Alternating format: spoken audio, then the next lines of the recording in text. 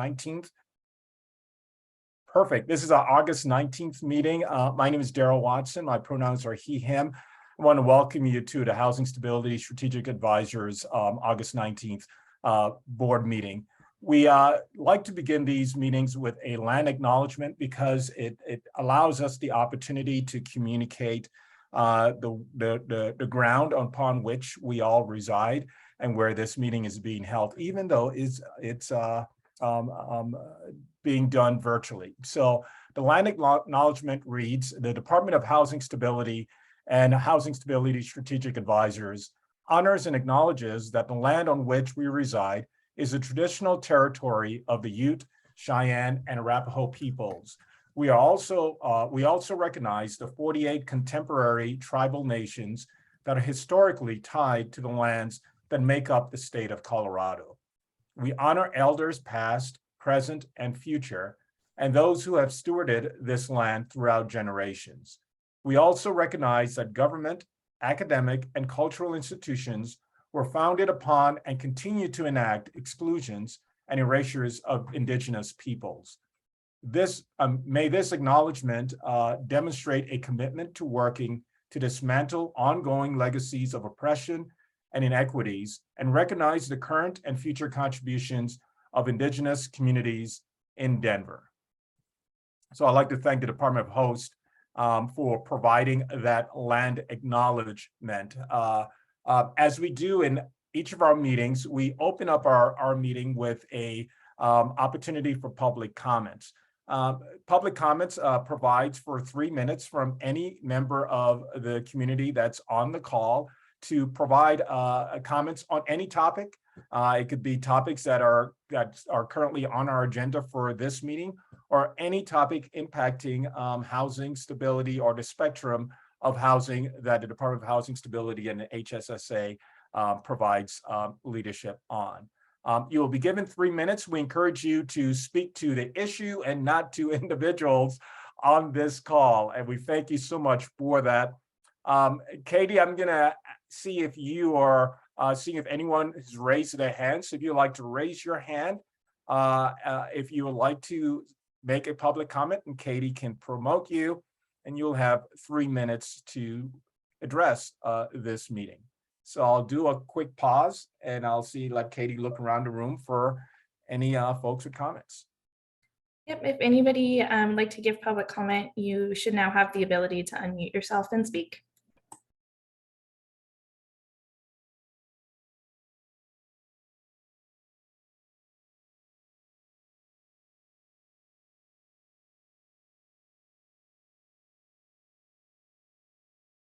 Yeah, I'm married to a 33-year educator, recently retired. So this is called the teacher pause. So we'll give folks a few more moments to consider any comments for the meeting, and then we will move forward with our agenda. So just about 1 more minute.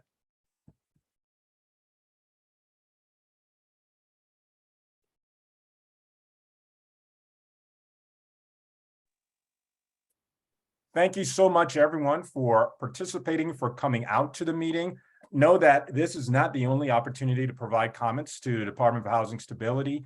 You can go on to their webpage, communicate to them in those ways. And obviously, individuals and leaders from the Department of Housing Stability, as well as from the Housing Stability Strategic Advisors Boards, are involved throughout community. So at community meetings, in where you live at, if you see one of us, ask us a question, and we'll bring that information back to these meetings. So thank you all for participating. Now we've closed the public comment section for the meeting, and we turn back to the board for approval of the June 17th minutes.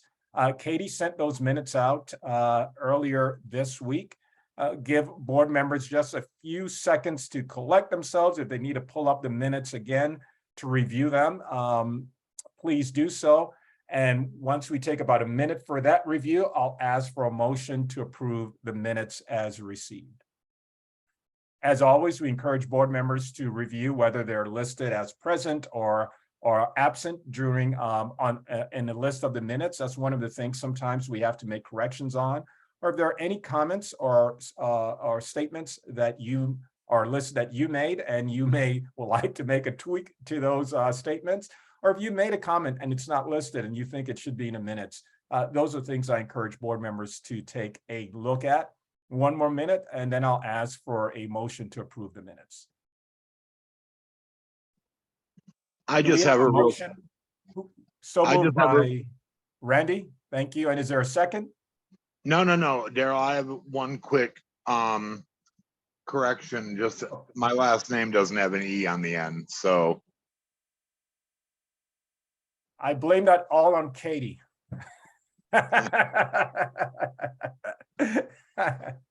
Thank you, Randy, for We'll the get that correction. fixed. That's a good catch.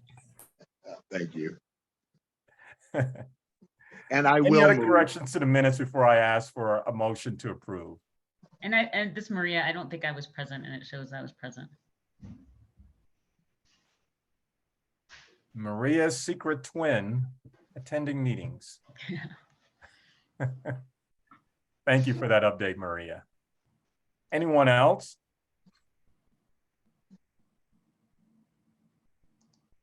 So now I ask for a motion to approve the minutes.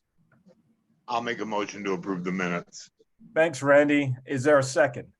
I'll second. Oh, go ahead, Jenny. I think Jenny got it. So Jenny did a second. It's been moved and seconded. All in favor, you can come off of mute and say aye. Aye. Aye. All, anyone that does not approve the minutes?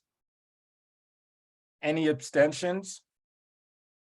The minutes have been approved. Thank you so much for those corrections. And Katie, I was joking. You do an amazing job every month, providing us, doing copious notes and providing great minutes. So thank you so much for all that you do. No problem.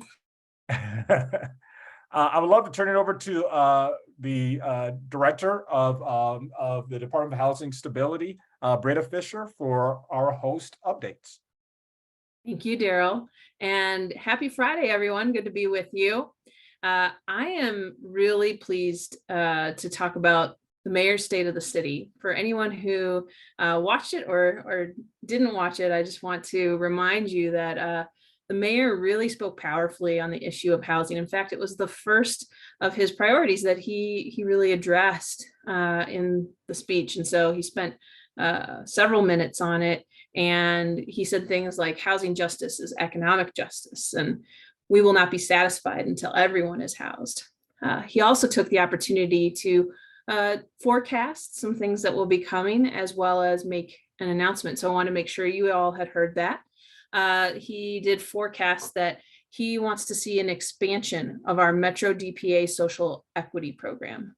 So as a reminder, this is the program that says if you lived in a redlined area or descended from somebody who lived in that redlined area in Denver, then you can qualify for additional down payment assistance through our Metro DPA program. And so we have seen more than 100 people apply and get approved in this program already. It's off to a great start, and the mayor wants to see us get more dollars into that program and expand that program to serve more people. So we're excited about that on the horizon.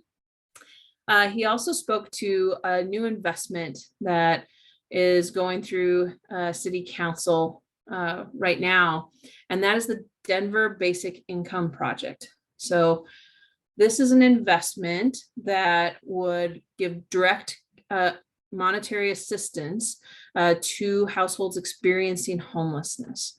And what we have seen from across the country and other countries is that when this type of direct assistance is given, this direct cash assistance is given, that people do better at getting housing. They get housed more quickly, they remain housed, their food security increases.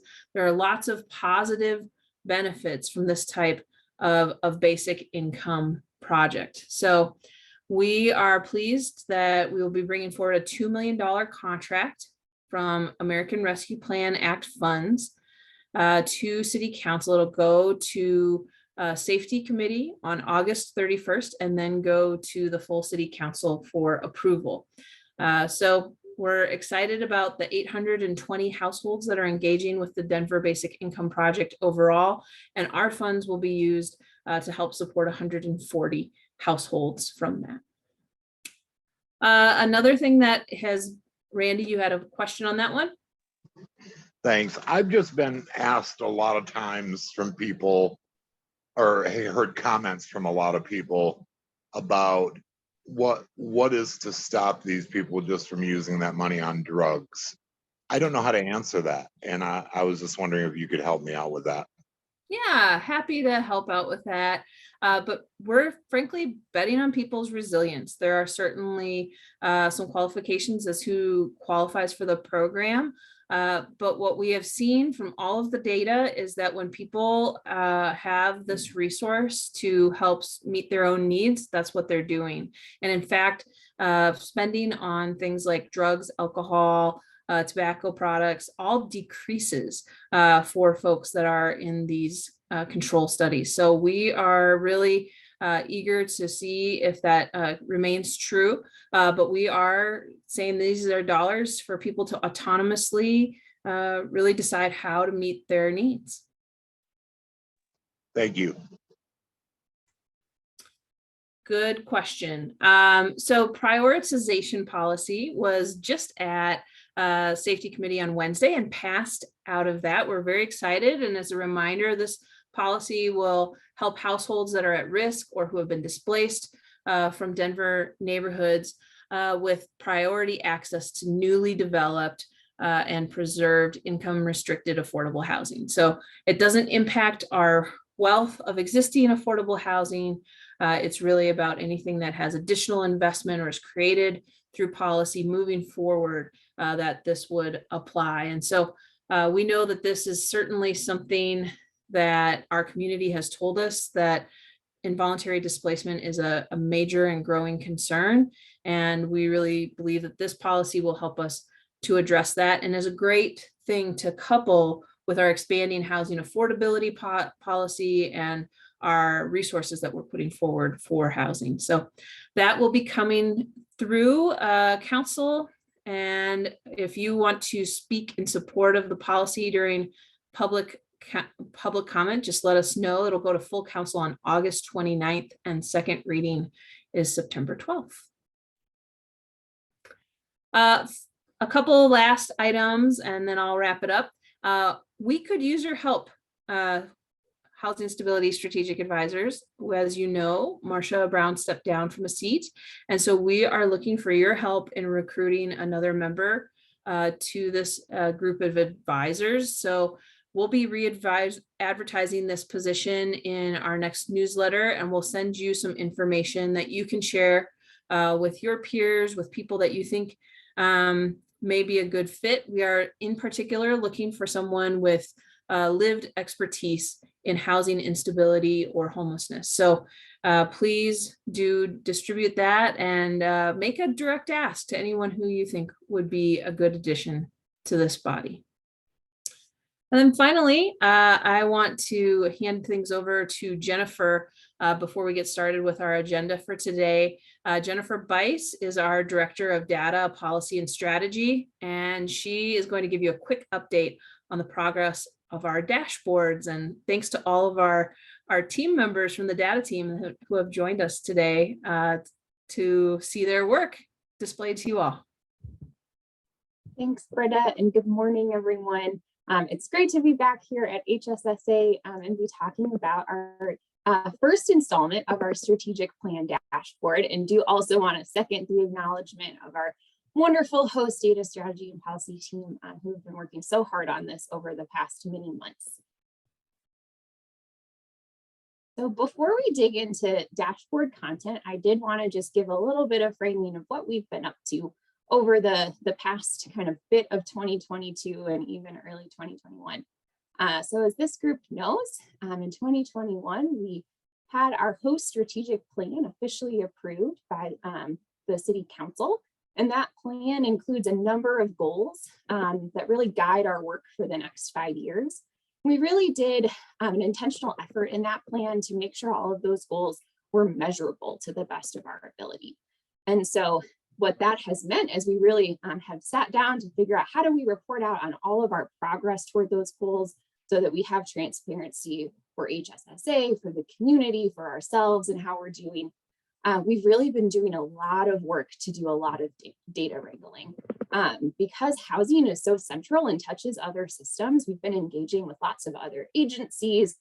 We're working through our own data, lots of things. So you can see in a little pretty tiny font there, just a selection of some of the data sources that we're using, but we've really been working hard to access all of those things, connect across systems so that we can really build out a centralized reporting tool that can really show that progress. And so today we are here with the first phase. We'll be talking a bit more too on what's coming, but wanted to show you where we're at so far. Right, so if you all have the slides, the title slide here is linked, and we'll also throw the link in the chat, but this dashboard is now live on our host 5-year plan part of our webpage. And so what we've really done with this first phase is what we're calling our highlights page. And these are really measures across all of our department that move more quickly, that really can help us start to track and show the progress we're making throughout the year. The plan does have a number of goals that maybe move more slowly or get updated less frequently. Things like a home ownership rate get updated by the Census Bureau once a year. And so with this page, we're really trying to show those wins so far and give some insight into the work that we're doing. And so there's more to this. I kind of cut off just the first half in order to fit it on the slide for today, but we'll throw the link in and folks can check it out. But just a couple of highlights as you all are getting familiar with this tool. Some of the measures on this page are things that have clear numeric goals in the 5-year plan. So these are 5-year goals. And so when that's the case, you'll see that little goal language there at the bottom. So you can see, for example, we have a goal of preserving 950 units. And so far, just through the first handful of months in 2022, we're at 222 units, which is great. Also there on the bottom in our operations space, we had goals around our contracting and procurement time.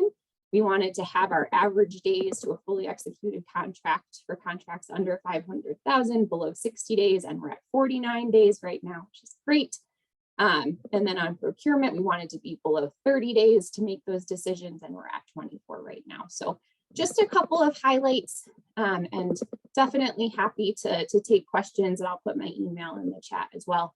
I'm happy to take questions from any HSSA members if you have them. As you start to use this tool, feel free to reach out to me directly.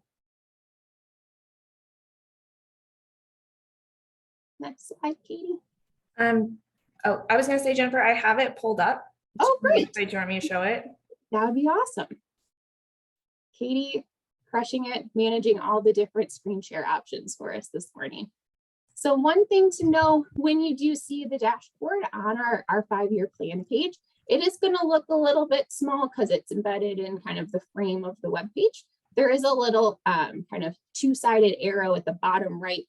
If you click that, it'll pop out to your full view, which is what Katie just did, and just make sure it's a little bit easier to read and all of those good things.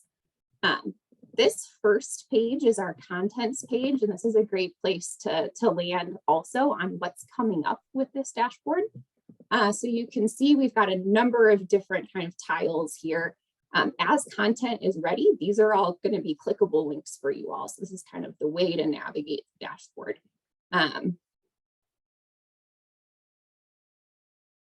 Katie, can you, there we go.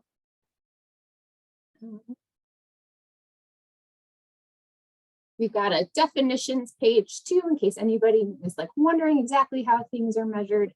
But on this contents page, you'll see the highlights page. That's that one we just kind of talked about while we were in the slide deck mode. The rest of these tiles are content we're excited to be bringing forward to you all soon. So the next thing that we're working on is a single page that really highlights the 5-year targets in the plan. So those kind of signature measures that really tell us what success looks like by 2026.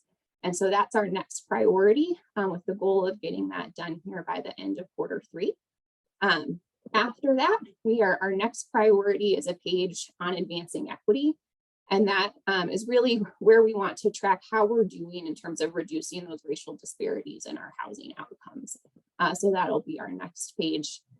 And then by the end of this year, we are building out more detailed pages across all of our areas of work. And so you'll have a page on housing opportunity, housing stability, homelessness resolution, and operations. With those pages, we're really trying to align across the goals in each of those sections of the plan, as well as our impact framework, so that we can see what are the activities that host is doing to make a difference, what are those outcomes that we're influencing, and what are those ultimate kind of longer term impacts. So there'll be a common structure to those kind of pages that are specific to our areas of work that hopefully give a deeper dive if we're really trying to dig into one topic area or another, one goal or another. So that's just a little bit about what's coming soon. And Katie, do you want to click the highlights page just so folks can see? Yep. One. Are these up now? Jenny. These are up now. So we will throw the link in the chat here in just a sec. So you can start to play around. We got it posted this week. I think we actually don't have chat capabilities with this kind of Zoom meeting, but I just sent an email to everybody that has the link to the page that this dashboard lives on. This is great, Jennifer. Thank you. Thank you. And big thanks to the team. This has been a big lift to get us to this point. We're excited to keep working on it. Josh, I see your hand up.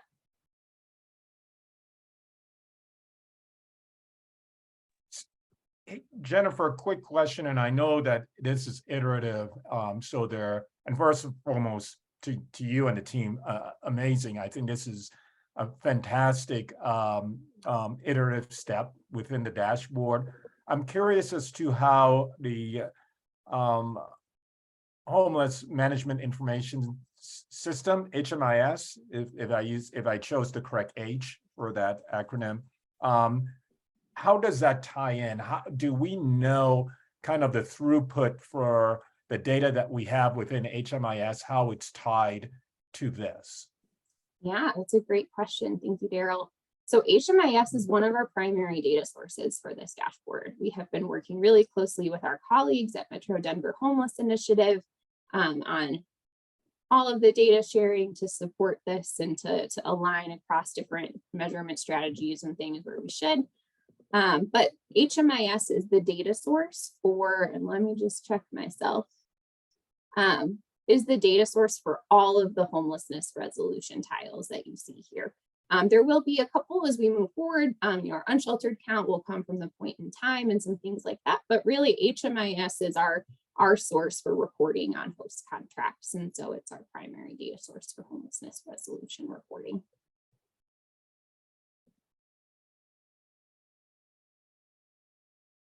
Yeah, I look forward to diving into this a little bit more, and I know I'll have a plenty of other questions. Would love to. I know we didn't set aside QA time for the board on this. We have we're going to go right into the plan, but I'm wondering if other board members, while Jennifer and team has this fresh in front of us, any questions that folks have about what we're seeing with the dashboard, knowing it's iterative. This is our first glance. We haven't dived into it as yet. Go ahead, Kristen.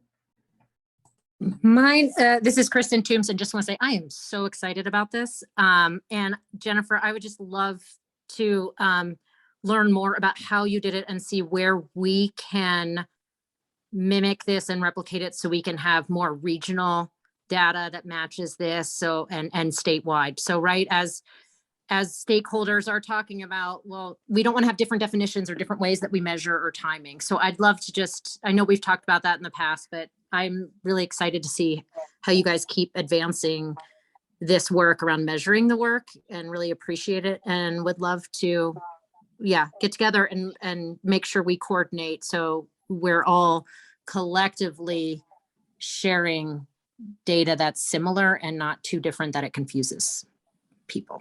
So thank you. Yep, absolutely, Kristen. Would love to follow up with you and bring in the MDHI folks and can continue those conversations for sure. Great. Thank you. But very excited. Thank you to you and the team. I see ahead, Kwika. Kwika's hand as well. I just want to echo what Kristen said. I'm really excited about this. Oh, why does it keep saying I'm being muted? Can you guys hear me? Yes, we can hear you. It's so weird. My screen keeps flashing, you're muted. I'm like, what's happening? Anyways, I'm really excited about this. I think this is going to be great, just tracking along the 5-year plan. My question is obviously just around how do you plan on reporting out like yearly progress on these numbers versus the goals, kind of how we're going to recircle up around, you know, if a goal is lacking, if we're not meeting it, how are we going to address it, or different strategize differently around how we're going to get there, you know, the following year. What are your plans on that once you gather the data on a yearly basis? Yeah, great question, Kwika. And there might be a little bit of a multi-pronged answer and maybe continuing conversation in that as well. But I think the next page that we have planned is that 5-year targets page. So those are those kind of key big goals we have our from X to Y by 2026 for. And I think that can be a really good tool, hopefully, for this group to keep track of that progress. I will say for things like, you know, like a home ownership rate, there are going to be things that don't move super quickly. So we may have, you know, baselines coming up next year, but not maybe until our baselines this year, more progress understanding next year, just for those measures that take a little bit longer to update. But I think our goal is that tool, that page will really provide that transparency and foundation for conversations, and happy to support HSSA however I can, and I'm sure Sabrina and team will as well, in terms of how we use that in these meetings. The other thing that we will still continue to do and are working on, you know, what that will look like for next year, but we always do an annual report as the Department of Housing Stability. And so that comes out the year following. So our 2022 annual report will come out in 2023. We're really hoping to leverage this dashboard to really support us in that annual reporting process. So that annual report will also kind of give that annual snapshot based on this data. Thank you so much, Kwika. And I see Melanie's hand up. Yeah. Hey, everybody. So I guess +2 on echoing my excitement, of course, for all of this, and agree with what Kristen and Kwika were saying around how we think about alignment with the region and the state as we're building out other data frameworks and infrastructure, and wanted to kind of in that spirit acknowledge that the folks at Host have been awesome, reaching out, thinking about alignment with the Built for Zero metrics that we're tracking. So to make sure that we're communicating how we're measuring functional zero and some of the quality data standards. So the team has been really proactive in making sure that we're keeping and pursuing that alignment, which is really appreciated. Thanks, Melanie. We're excited for that phase too. And that's a phased approach then, Melanie and Jennifer, correct? So because we're not seeing that live feed of Built for Zero scaling, or even the intersection, I mean, how that's impacting these numbers on a weekly, monthly basis at this point, correct? There's nothing on this dashboard that's showing that. Built for Zero is not in this dashboard yet. We have started conversations with MDHI, connecting with community solutions around how we connect those things, since we do have a Host goal of getting to functional zero for veterans by 2026. So we're starting those conversations, engaging in that work, but aren't quite ready with a public facing tool to that effect yet. Okay. Let's see if there are any other statements of praise for the great work that's being done, and any other comments or questions.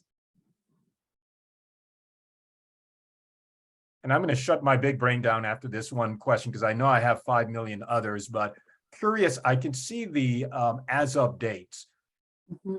What's kind of the timeline for the as of? So for example, if we're looking at data on the dashboard, are we looking at it's as of, let's say, the Homeless Resolution orange box, the first one is 685 households exits to permanent housing as of 7/29/2022. Is that a comparison from 6/30/2022 to 7/29, or is that a quarterly? I may have missed that. I'm trying to see where I'm using the term benchmark. It's not so much of a benchmark, but the milestones, the dates are based on. Great question, Daryl. I did not say that, so I really appreciate you asking so we can clarify it for everybody. So the starting date for this dashboard, and we can document this, make sure it's clearly documented. It's probably already on that definitions page, but we'll double check. The starting date for this dashboard is January 1st, 2022. So progress reflected here is from January through that as of date. The reason there are different as of dates depending on the tile is that some of our data sources update on different frequencies than others. We do plan to push updates to this on a monthly basis. So we'll do a monthly refresh of these metrics, and those dates will update, but the start date will always be January 1, 2022. Perfect. And then also, if there is an opportunity to have if we can see the start date to current as of date, and then completion towards goal. So there's the annual goal and we're at 70% of the goal, or I don't know how that would look, but that would be fantastic information to know that 685, we're 2/3 towards the goal for 2022 or whatever. And I'm certain your team is working on all of that, but that would be fantastic if that's a possibility. Yeah, those are the conversations we're having with that 5-year targets page right now. So excited to come back to you all in the coming months and show you some new stuff. I'll give you a break, Jennifer. I see Randy's hand, and then we'll turn it back to Executive Director Britta Fisher for any other comments, and then we'll move forward on the agenda. So Randy? I'm on my phone and I can't see anything on here. So I was wondering if you could send these presentations out. Yep, Randy, I think Katie sent out the direct link to this dashboard while we've been on the call. So that should be in your inbox. And then I think we can also send the slides if we don't typically do that, probably do. But I'm also happy, Randy, if you have questions or just want a quick demo since you are on a mobile device today, if you want to just reach out to me directly, I'm happy to have a quick follow-up. Okay, thank you. Thank you, Jennifer and team. I know that this dashboard work is not easy and it looks pretty on this slide, but I'm certain it's hours and hours of meetings. And I just wanted to say, really thank you for the effort. I think the communities that are served by this have been dying to see something. And so I just am so appreciative of it. And I know you're looking at the adaptive nature of the dashboard as well. So however that provides the opportunity for whether it's Spanish or multi-language and or folks who are visually impaired who can't see it. I know these are all down the line, but I thought I would just call it out. So any final thoughts, Jennifer and team? And if not, we'll move forward on our agenda. Just add my thanks to the team. We are working closely with tech services on all the accessibility feature items and things as well. So more to come. Excited for this stage and really appreciate everybody's kind words and appreciation for what has been a big lift for our team.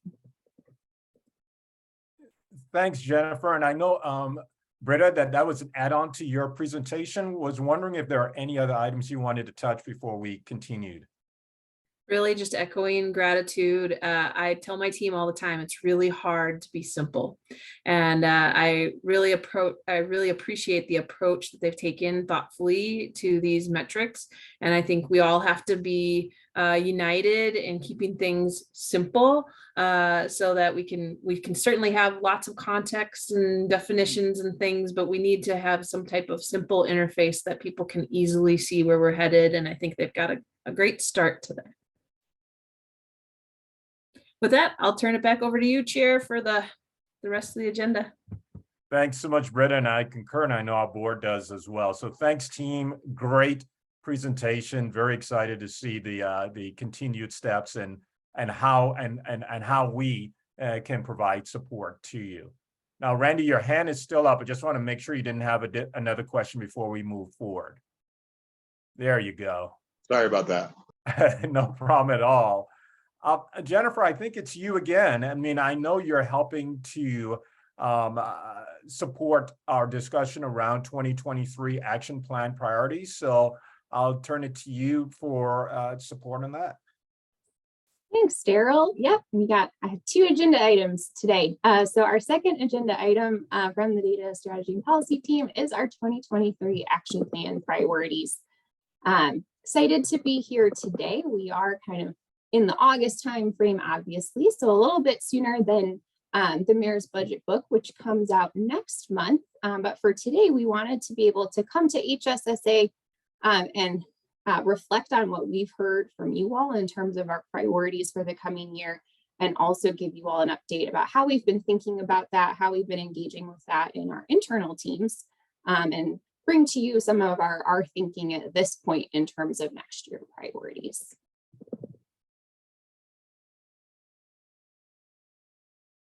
So I wanted to start with what we've heard from you all already. So at our April meeting, you all told us you wanted us to really focus on elevating and advancing equity in our priorities. We also heard a real need to focus in on housing. So how can we make those development times as efficient as possible, and how do we really scale as much as we can our spending on housing? And lastly, we also really heard a call for demonstrating how our budget aligns with our 5-year goals, including showing where we're really using the infusions of different federal COVID response and recovery dollars and state funds that we're getting. So we can really see how we spend our dollars align to this plan that we have for the next 5 years. In addition to that, we also have context from our mayor and our city council in terms of their priorities for 2023. So wanted to just ground us in those as well before we transition to what our host team has been thinking. And so with our 2023 mayoral priorities, there's a real focus on rebuilding efforts in the coming year. Of course, housing and homelessness resolution is another big focus of our mayoral priorities for the coming year, as well as safety and community safety. And so those are all also grounded really in our values of equity and financial sustainability. In terms of city council priorities, we do have a number of ways in which the work of host has also been articulated in the 2023 city council priorities. So those include a priority around homelessness support services, including services for folks experiencing unsheltered homelessness, housing stability supports, including tenant and homeowner supports, housing development and preservation, as well as legal assistance, and also a focus on community engagement efforts for host. In addition to those items that are kind of more in our housing and homelessness space, council also articulated additional priorities around reframing safety, supporting our workforce, protecting the natural environment, and increasing multimodal transportation. And then additionally, in terms of other priorities, we have heard as hosts from stakeholders and the public. We've also heard a real focus on down payment assistance and development resources to support and help close equity gaps in home ownership. Focus on housing, shelter alternatives, and services for residents experiencing homelessness, especially those who are experiencing unsheltered homelessness and staying in their vehicles. Focus on acquisition, development, and preservation of affordable rental and supportive housing, and improvements to our shelter system to provide equitable, streamlined, and reliable access. And so taking all of that together, this slide summarizes our current thinking on our proposed 2023 action plan priorities. So I want to bring these to you all to see if these seem like we are on the right track at this stage in the process. So in our housing opportunity space, some focus areas for the coming year, really a focus on increasing BIPOC homeownership. I think this aligns to HSSA's direction to us to really focus on priorities that advance equity. So really focusing in on our BIPOC homeownership goal. Also in the vein of support for the development process, we are excited to be implementing the affordable housing review team, which has staff across different city agencies to support new affordable housing development in getting through city processes. And we're also excited to be implementing and expanding housing affordability and other policies that will help in expanding housing affordability, in particular, really helping us to expand the supply of affordable housing in Denver as that gets going. In the housing stability space, a focus in the upcoming year on foreclosure prevention. So this is one where we had some planning to do this year the team has been working on. We also anticipate really continuing to focus in on emergency rental assistance to help folks stay in their homes. And lastly, also really targeting our outreach on eviction legal defense to neighborhoods that are most impacted, have the highest eviction rates, also in that vein of how are we really focusing in on our work to advance equity and making sure we're aligning to the folks most in need of our services.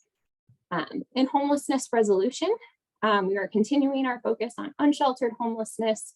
That was a focus in our 2022 action plan. We anticipate that continuing to be a focus in 2023, really with the goal of how do we resolve unsheltered homelessness through housing and support shelter alternatives to help meet folks' shorter term needs. Additionally, we are supporting innovative housing approaches. Britta talked a little bit about Denver Basic Income Project at the beginning of this meeting. We also are implementing our new SIPRA program, which is a social impact bond funded supportive housing program for high utilizers of the justice system and the healthcare system. We're also really looking at how do we reimagine our shelter system for families to provide the services and the platform rehousing for families. And then lastly, in our operations space, we are excited to really be working in 2023 to build out some of our data system infrastructure at Host, particularly in the space of our contracts and finance. And so as we hear those calls to show more about how we're using our budget data and how we're aligning to plan, we're excited to be able to build out more data system functionality to support that work. Additionally, we are also looking forward to, as a complement to the strategic plan dashboard we just showed, also putting forward a public facing financial dashboard to really show how we're using those resources. And then lastly, in operations, pending council approval later this month and into September, we will also be looking forward to implementing our prioritization policy work and continuing to plan to launch that policy. I will say too, in terms of, while we don't have a draft plan for you all this month, in terms of how we're approaching the financial landscape section of that plan, we really are trying to call out how we're thinking about resources and how we're aligning to the goals of the plan and some of that section as well. And then before we get to Q&A and discussion, wanted to just do a brief reminder on where we're at with the budget process. And so we are here in August, which means the city is continuing to work through our deliberative process to develop the mayor's proposed budget. So we obviously our final priorities for 2023 are really ultimately they do get aligned to the mayor's budget proposal. And so we are looking forward to coming back to you all at your September meeting with that more detail and that full draft of our plan so that you all can see how that aligns to the mayor's budget book as that is available. And then from there, we move forward to our council hearings and council vote later this year.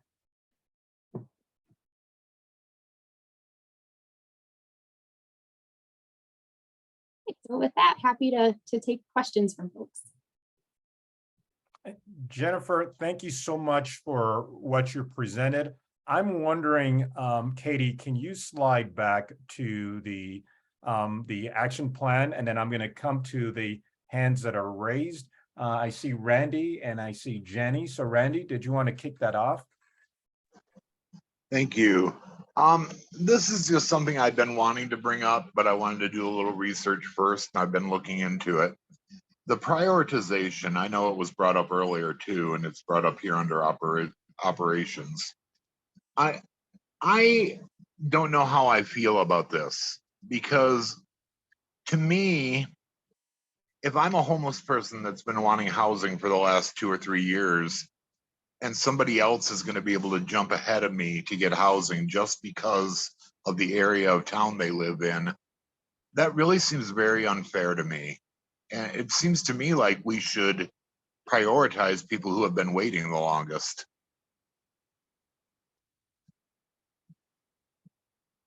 And Randy, oh, go ahead, Randy. Sorry. I'm just wondering if someone can change my mind, please, and explain to me why this is good. It's a really good question. I'm happy to start, and then certainly Britta or others from our host team would welcome others to share thoughts as well.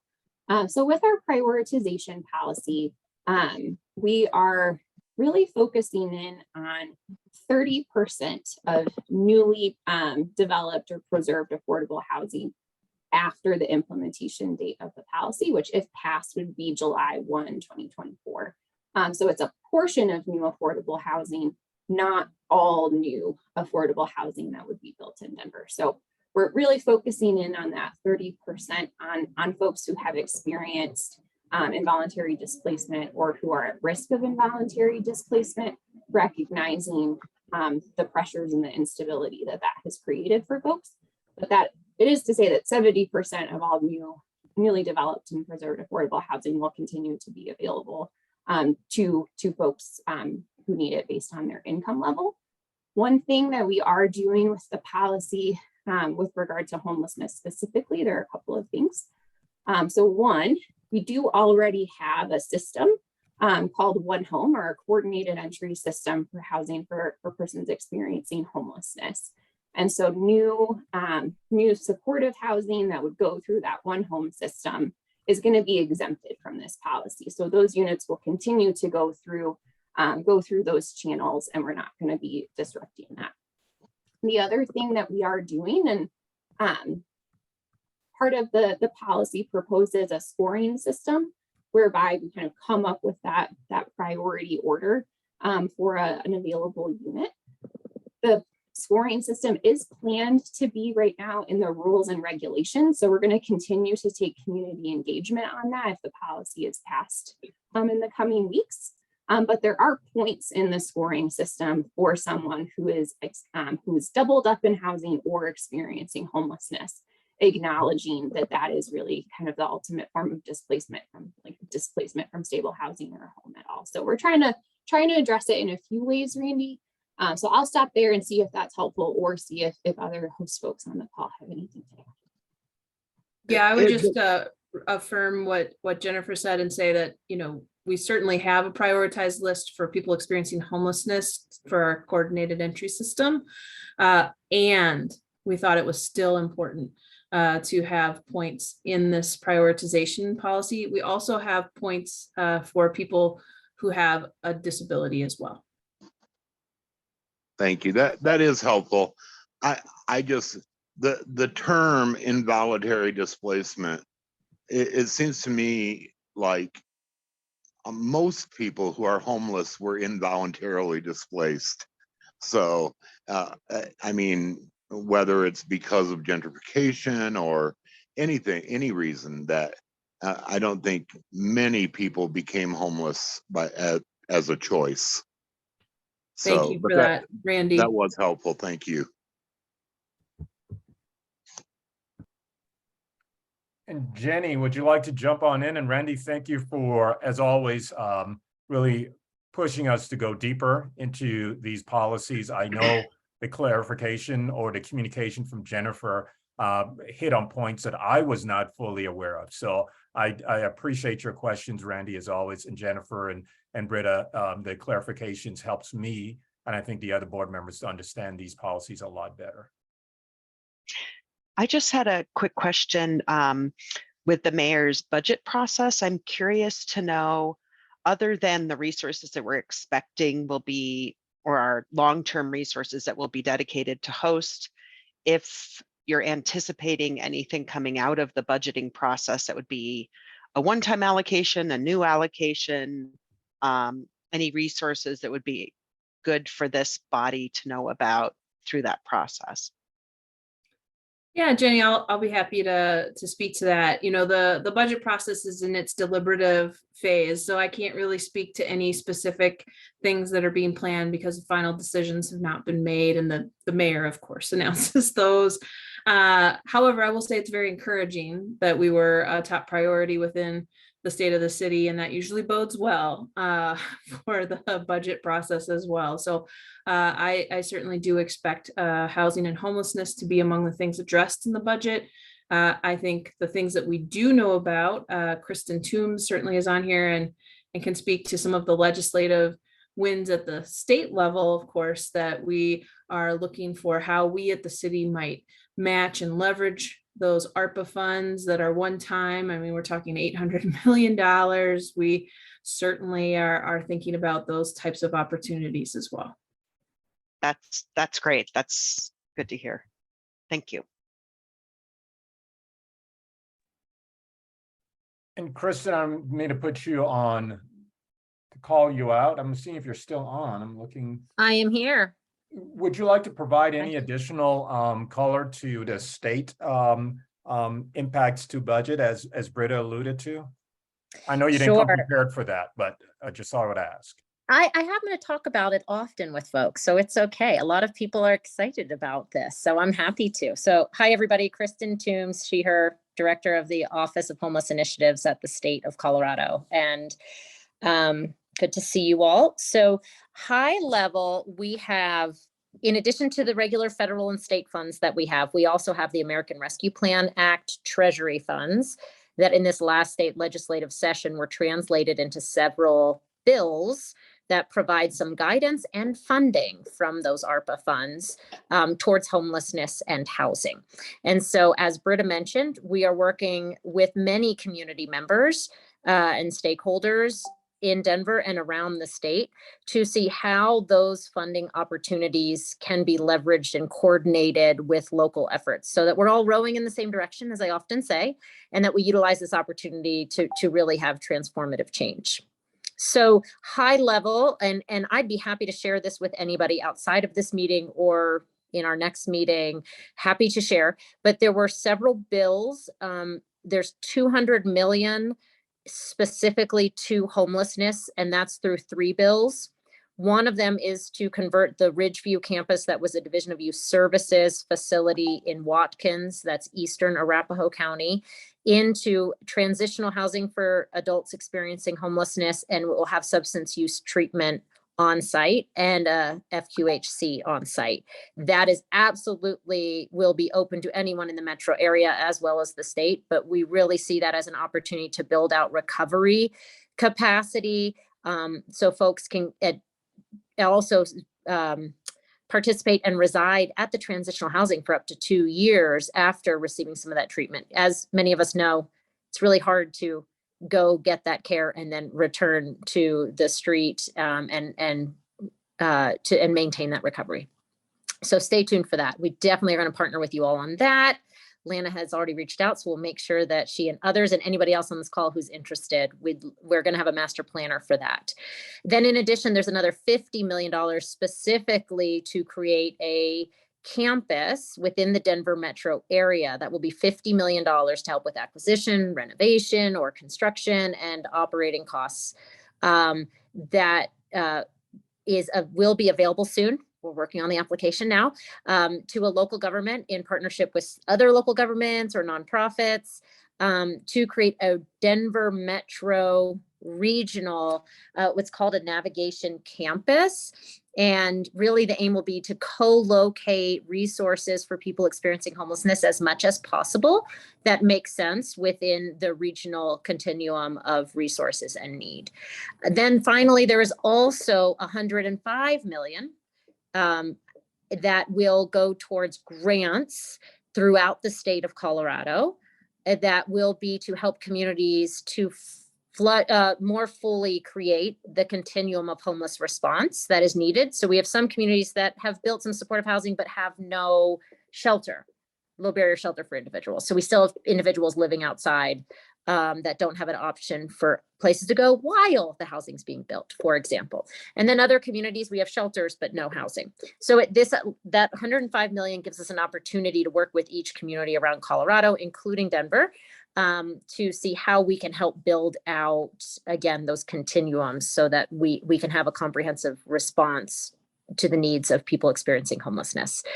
We have been in talk with several metro regional communities around an interest in applying for those funds, and really excited about how to pair that with the other one I just spoke about, the 50 million for the navigation center, because really it's important to think about this regionally, right? And so if we can help the entire region build out infrastructure and response, that's better for the people experiencing the housing crisis. And that also means for Denver, it's not all just happening within the city and county of Denver. We know that it needs to be a regional approach. So those are some of the main examples to think about. I didn't say the bill numbers because I don't want to overwhelm people, but happy to rattle those off. There are also other funding opportunities for development. That's just the whole spectrum of housing needs to develop housing that can also be used for supportive housing or transitional housing or shelter, but can be affordable housing and even home ownership. So there is, I think we're at 363 million for all of that. That's unprecedented. So we want to help build and acquire as best we can. And then there also with the Behavioral Health Administration, there will be through two bills about 125 million that can cover various behavioral health needs and activities that absolutely should be thought of by folks working with people experiencing homelessness or housing instability. So we really want to look across all of those bills as well as the non-ARPA existing funds. So that was super high level. I see Jenny has her hand up. I don't know if Britta I know both of you know this work well too. So I don't know if you have anything you want to add, and otherwise I can happy to answer questions and also can talk with folks at another time too to dig in. Perfect. Let's go to Jenny. And then Kristen, I think one of the things we're going to work with Katie on is having a legislative update in our meetings, having an ongoing legislative piece, because I think it's essential with all of these dollars floating around and the fantastic work that Jennifer and team are doing with the dashboard. It'll be helpful for us to have a sense regionally, statewide, and then locally how we are attacking kind of the spectrum of housing stability and all the way to homeless resolution. So Jenny, any points you have, and then let's go back to the actual action plan and see what questions we have specific to the plan. Yeah, sorry, I just have one quick follow-up question for Britta. And Kristen touched on, and we worked on a lot of those pots of money, so I do know what they are. But curious, Britta, if you think that the city will be looking to strategically through the budgeting process, try to access many of those types of resources, not just on the homeless side, but on the development side, programmatic side as well, because some of those grant funds, like in I don't remember the bill name off the top of my head, the 150 million for grants could be used for a variety of purposes like housing development, housing stability, and some of the important priorities that the city has. And I'm sure some of the nonprofit and community partners will be applying for those, but curious to think if the city is thinking about leveraging opportunities for across the board or mostly focused on some of those funds that would be directly to the metro area on homeless activities. Thanks, Jenny. Of course, we are looking at how we can leverage funds, but I think it's always important to remember that we are not the ones who tend to deliver housing, right? And these solutions. So we are working with our partners on where are they having applications, how can we amplify with our funds. Also, there's a little bit of a timing thing here. You know, our budget process is underway. We will have some of those decisions from the mayor, and then it goes to the council process. And then we finally have a budget in early November. And so that really means it depends a little bit on the state's timing for release of some of these proposals so that we know what our partners are working on and we can really develop that pipeline together. yeah, my understanding from DOH, Kristen could confirm, is that guidelines are hopefully coming out in September. So the timing could work pretty well. Okay, thanks.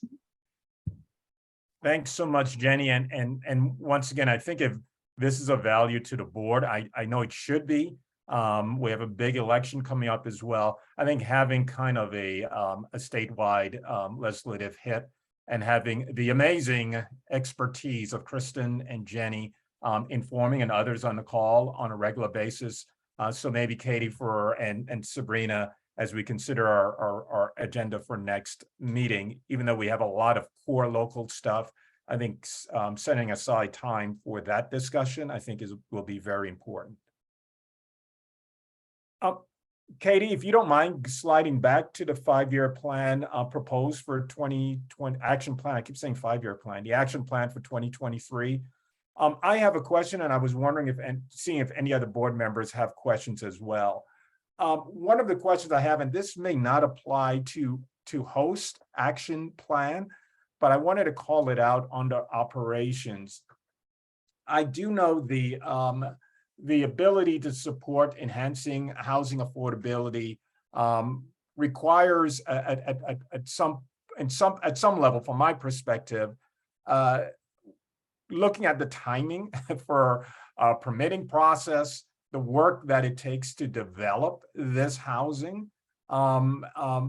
Is there anything within our plan priorities? And I know that's in DOTI with permitting and CPD for some other parts, but is there any things that we should consider within our targets, within whether it's operations or whether it's a homeless housing opportunity, to highlight as a goal with whatever great powers Britta has to assist, that we are looking towards the reduction of permit timing, especially as it impacts the priorities for expanding housing affordability or reducing homelessness resolution through housing, that we want to have a goal of a target of reduction of 2022 times the timing of 18 months or whatever it is now to some practical number in 2023. That was a long question and statement.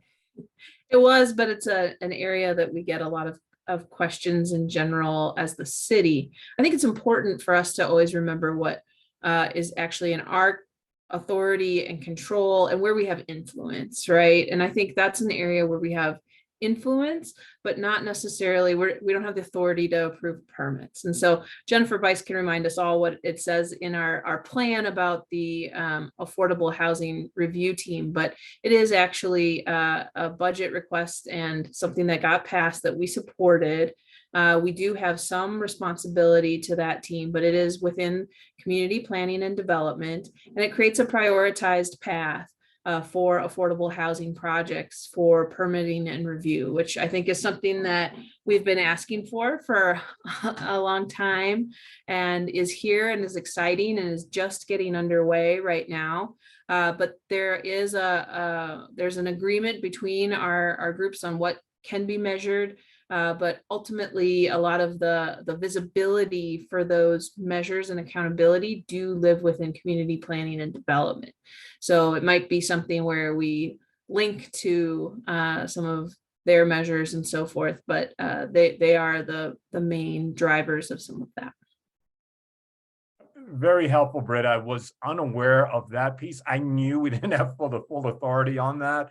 I just thought I would bring it into the room and elevate it as something that absolutely impacts your team's ability to execute on some of these things. So I understand and would look forward to seeing how we can maybe tie to the existing goals that community planning and development are putting forward for whatever target plans they have for 2023 actions. Let's see if there are other board members with questions or thoughts around the proposed plan priorities for the action plan for 2023.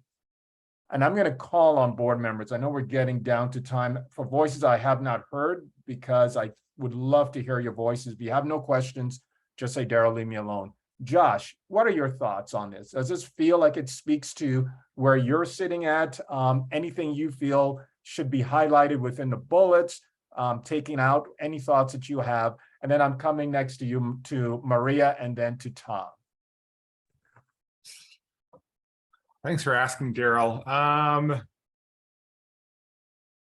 No, I mean, my purview is primarily going to be the homelessness resolution quadrant of this. And I mean, I feel like these three priorities reflect the bulk of the conversations I'm engaged in most days. And so, I mean, if to highlight these, I think is appropriate. And I have zero concerns from my vantage point.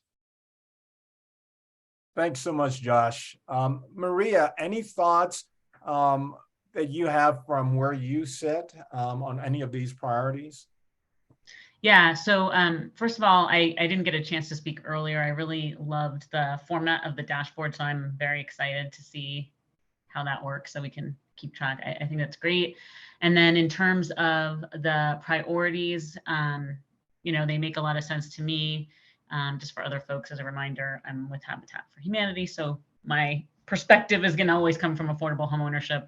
I guess one of the things I'm always curious about is how we're able to see progress around just that. How are we expanding the supply of affordable home ownership? Just because we know, you know, most funding has in the past gone towards for rent affordable housing stock. And just making sure that we're able to track how we're doing on increasing access to affordable home ownership and that supply. So I look forward to seeing that as it progresses, so we can delineate some of that.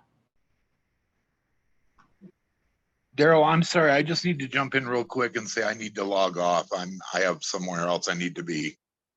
Randy, thank you so much for being with us. And I know that Jennifer is going to circle back with you to see if there's a visual for that dashboard, but please continue to being engaged and enjoy whatever else you're doing on this fantastic Friday. Thank you all, and thank you all for all the work you do. Thanks, Randy. Maria, are you thinking that's under the housing stability bracket, or where are you maybe hoping to dive deeper as we continue in this iterative process for the proposed plan?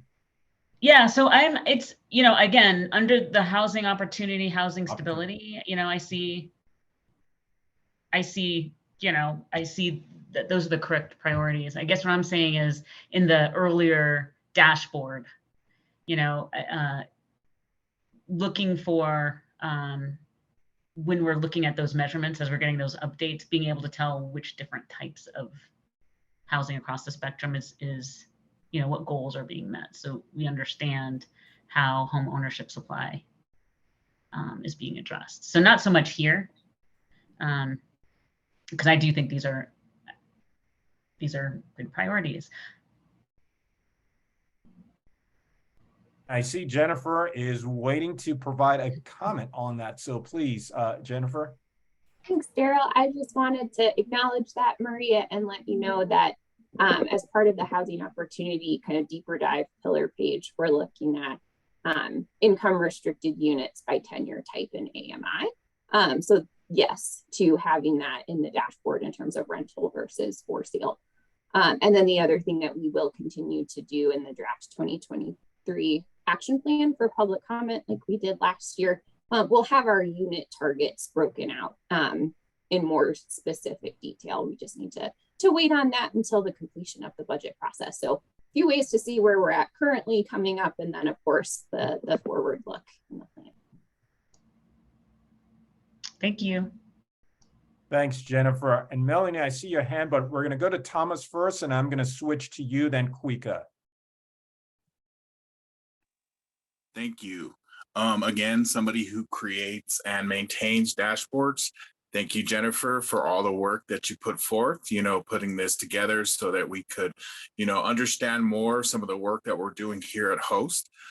Very appreciative of that. It's a lot of work and a lot of work to maintain, and also, correctly put, all these data sets together. I, go through these documents, look to see what's relevant, and what touchstones, hit my community.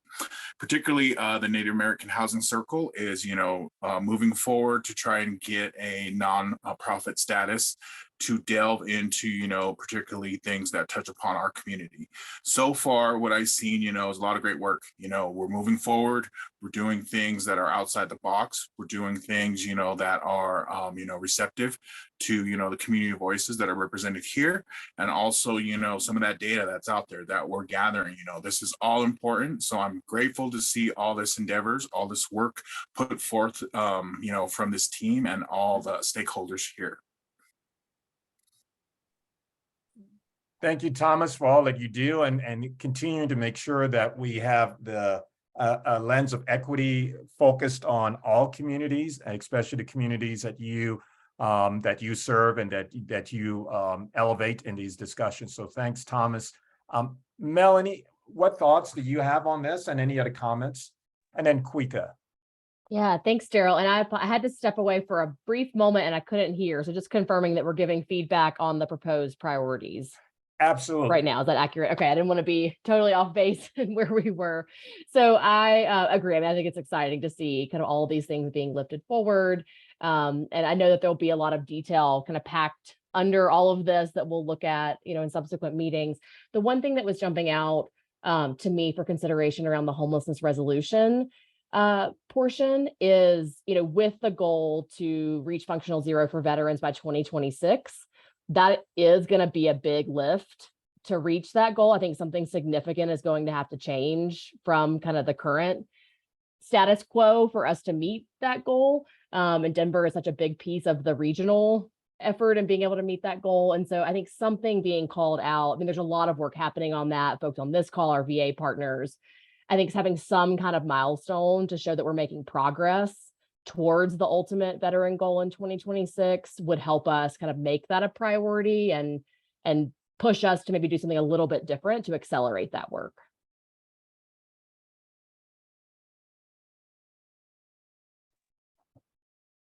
So Melanie, are you thinking of having, and I know, once again, we're just starting this discussion, community will have a lot more input. Are you discussing having a specific milestone within 2023 as far as a % of reduction towards functional zero? Explain a little more. Yeah, that's what I was I mean, there's a couple ways that you could look at it. You could look at a overall kind of percentage reduction. So we're going to reduce, our average by name list number of veterans by 20% or some kind of overall reduction.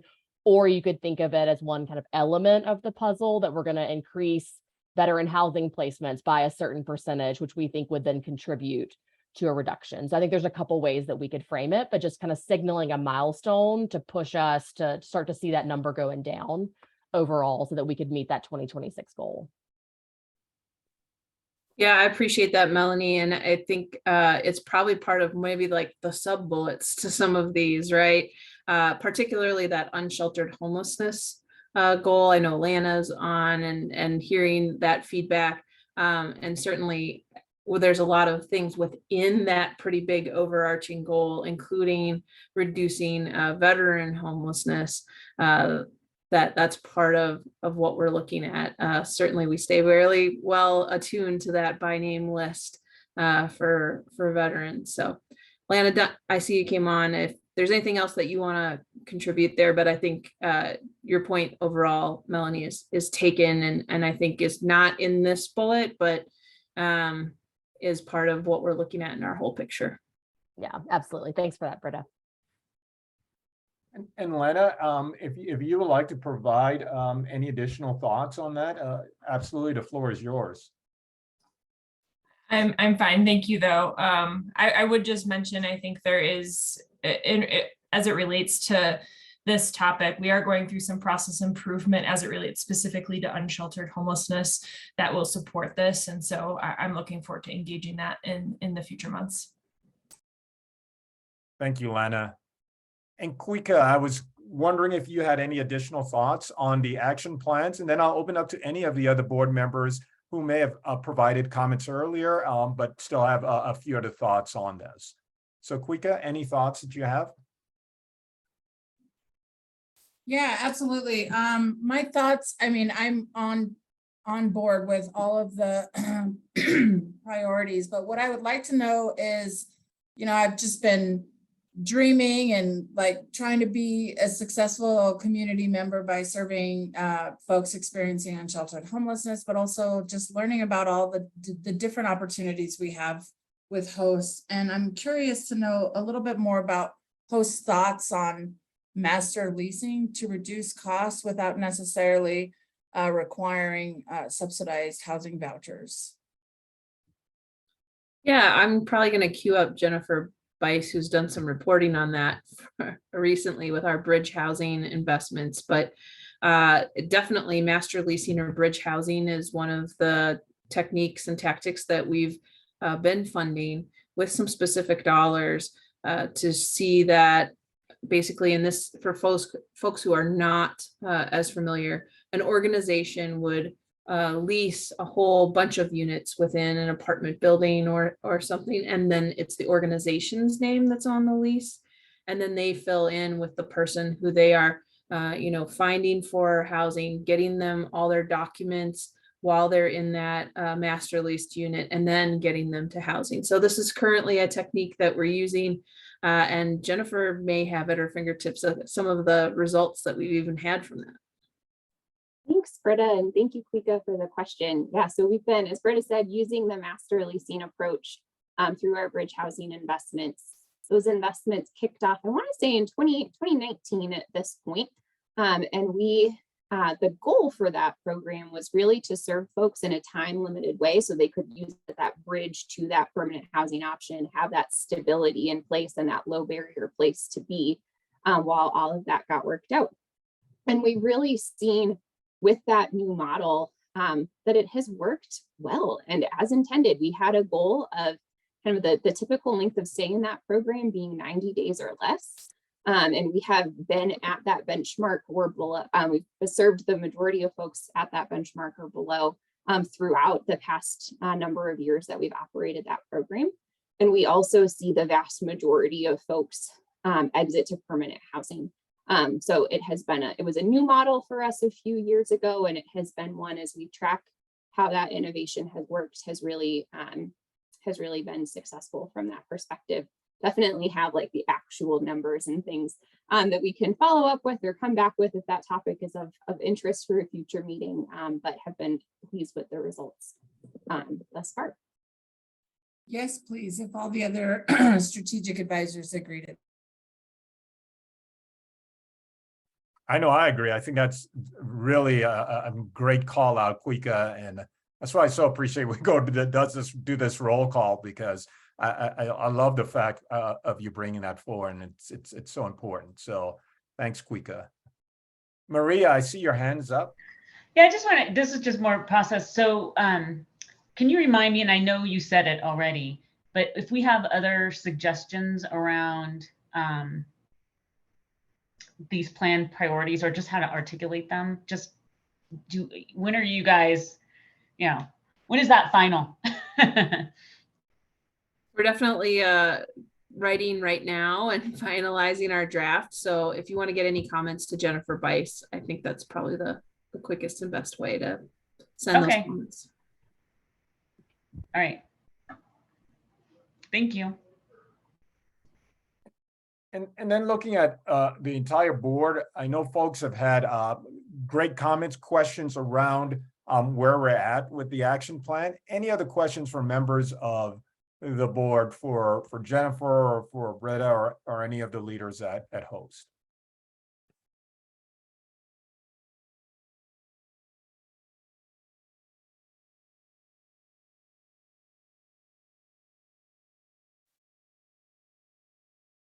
All right, seeing or hearing none, I have one other clarifying question, and I'm sure this could be a bullet under one of the priorities, and I'm not sure if this would be under housing opportunity or housing stability. And Jennifer and Britt and team, I'll leave that up to you to determine.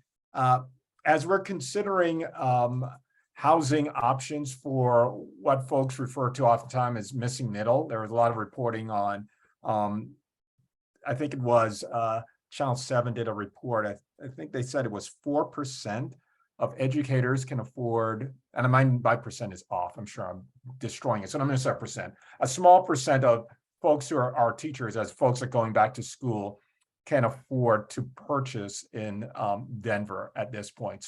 A survey that was done, I think, from the classroom teachers of their staff. I'm curious as far as some of the missing middle opportunities within Blueprint or some of our area plans that have already been adopted through council, for whether it's ADUs or is even options like group living. Are there bullets, sub-bullets within either housing opportunity or housing stability that we can speak to looking at increasing those types of housing options for communities to have maybe a more affordable option than currently exists? And this is not on the 30% area median income and below. This is really the 60 to 80 or maybe above, but kind of the missing middle. I'm wondering how many, how deep are we considering as far as our measurements for action under housing opportunity or housing stability as it pertains to existing area plans, and our kind of affinity for meeting those goals within either one of those two buckets. And I hope that makes sense what I'm asking. Yeah, I might have Katie take down the currently shared slide, and that way Jennifer Bice could tell us the page number in the strategic plan for where to go for housing opportunity. But I want to clarify a couple things from your question, Daryl, because you hit upon one of the terms that I always require people to define, and that is missing middle. Because I have heard it defined as 30 to 60% AMI. I've heard it defined as 120 plus. I've heard it defined as a type. I've heard it defined as an income. So you'll notice that in our plan, we actually don't talk about that term because it's used for across so many different types of things.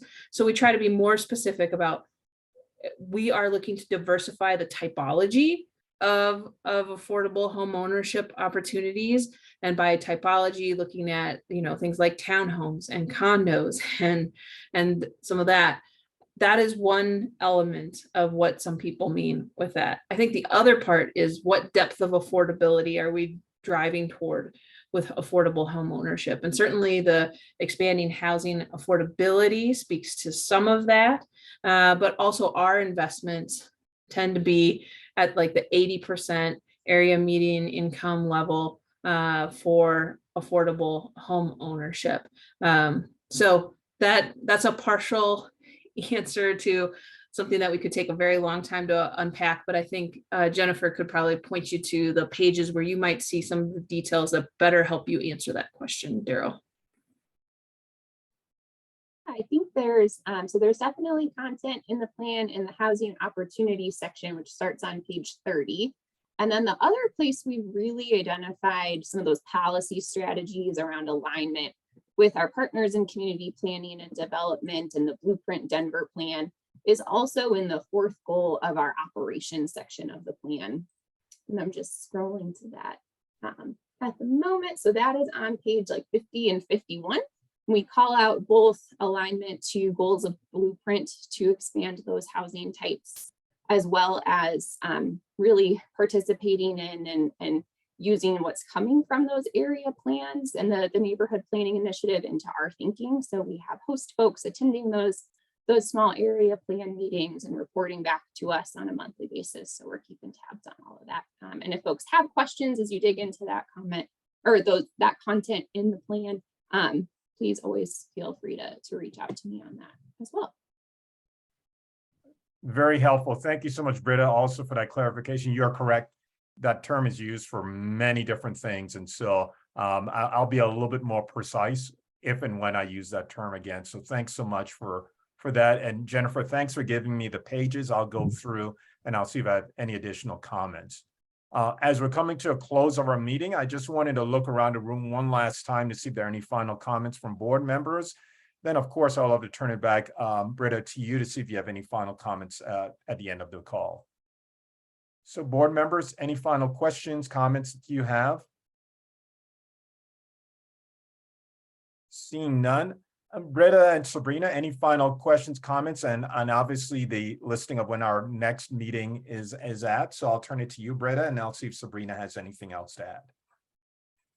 Great. Well, gratitude as always for everybody's comments and insights. I like to say we have a collaborative and supportive environment at the Department of Housing Stability. And I think we have that modeled here in our strategic advisors as well. We all do better when we're helping to add our perspectives and help to make things better. I want to always leave us with, some encouragement, and, our plan really calls for the housing that is in fact missing is at the lowest incomes. And so I think you're going to see us really driving towards, as we go towards these goals, that whole spectrum look, but also looking at where we have that gap between households and inventory, and how do we close that gap? Because that's what then shows up as experiences of homelessness, of housing instability in our community as well. And so always want to center us on where we see these needs, certainly across our community, across our spectrum, and where we see that depth of need as well. I'm really encouraged by the mayor's comments, by the budget discussions that we've had so far, by the state budget offerings that are going to be available to help us really move the needle on some of these bold goals that we have.